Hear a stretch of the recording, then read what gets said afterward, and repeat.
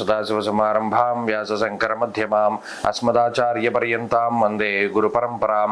జ్యోతిష్ శాస్త్రాన్ని భావితరాల వారికి ప్రసాదించిన ఋషుల యొక్క పాదపద్మాలకి నమస్కారం చేసుకుంటూ, అలాగే నాకు ఈ జ్యోతిష విద్యను నేర్పిన గురువర్యులు జ్యోతిష బ్రహ్మ కీర్తిశేషులు శ్రీ ఈరంకి సూర్యనారాయణమూర్తి గారు, సూర్యశ్రీ దైవజ్ఞ గారి యొక్క పాదపద్మాలకి నమస్కారం చేసుకుంటూ, ఓం శ్రీ మహాగణాధిపతి నమః, శ్రీ గురుభ్యో నమః, హరి ఓం.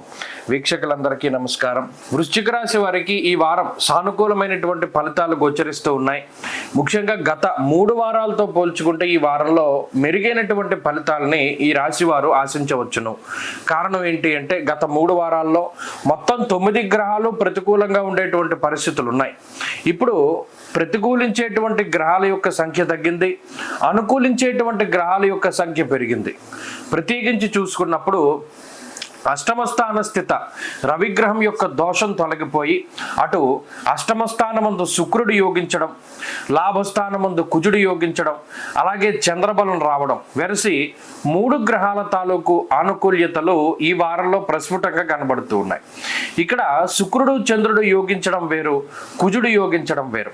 రాశ్యాధిపతి ఉపచయ స్థానమైనటువంటి లాభస్థానమందు యోగించడం అనేటువంటిది అది అత్యద్భుతమైనటువంటి యోగము. ధైర్యం ఏకాదశగతే కుజే సంతోషమర్ధ లాభస్య అన్నారు. అంటే అటు మానసిక శారీరకమైనటువంటి ఆరోగ్యానికి, ఐశ్వర్యానికి, మానసిక ధైర్యానికి, ప్రతి దానిలోనూ కూడా విజయానికి కుజుడు లాభస్థానంలో ఉండడం అనేటువంటిది చాలా ముఖ్యము, కీలకము. ఎప్పుడైతే లాభంలో కుజుడు ఉన్నారో ప్రతిదీ లాభదాయకంగా ఉంటుంది. ఎక్కడికి వెళ్ళినా కూడా అనుకూలత, ఎక్కడికి వెళ్ళినా కూడా విజయం అనేటువంటిది సంప్రాప్తమవుతుంది. ఉద్యోగ వ్యాపారాలకు సంబంధించినటువంటి విషయాల్లో క్రియాశీలకమైనటువంటి మార్పులు తీసుకొచ్చి కుజగ్రహం మిమ్మల్ని ఒక పై స్థాయిలో కూర్చోబెడతారు. ఇప్పటి వరకు ఉన్నటువంటి సమస్యల వలయంలోంచి ఎలా బయటపడాలి, ఎందుకంటే మరి దశమంలో ఉన్నారు కదా. వృత్తి ఉద్యోగాల్లో సమస్యలను సృష్టించినటువంటి కుజుడు ఆ సమస్యలను తీర్చడంతో పాటుగా ఉన్నతమైనటువంటి స్థితిలో కూర్చోబెడతారు. ఇది చాలా ఆశ్చర్యంగా కనబడుతూ ఉంటుంది, గొప్ప విషయం. అలాగే పని ఒత్తిడి, పని భారాన్ని తగ్గించడానికి శుక్రుడు ఉపయోగపడతారు. సౌఖ్యవంతమైనటువంటి రోజులు గడపడానికి అవకాశం ఉంటుంది. ముఖ్యంగా కోర్టు కేసులు, తగువులు, లావాదేవీలు ఏవైతే ఉన్నాయో వాటి నుండి ఉపశమనాన్ని పొందేటువంటి విధంగా ఈ గ్రహస్థితి సహకరిస్తుంది. విదేశీయాన సంబంధమైనటువంటి విషయాల్లో అనుకూలత ఉంటుంది.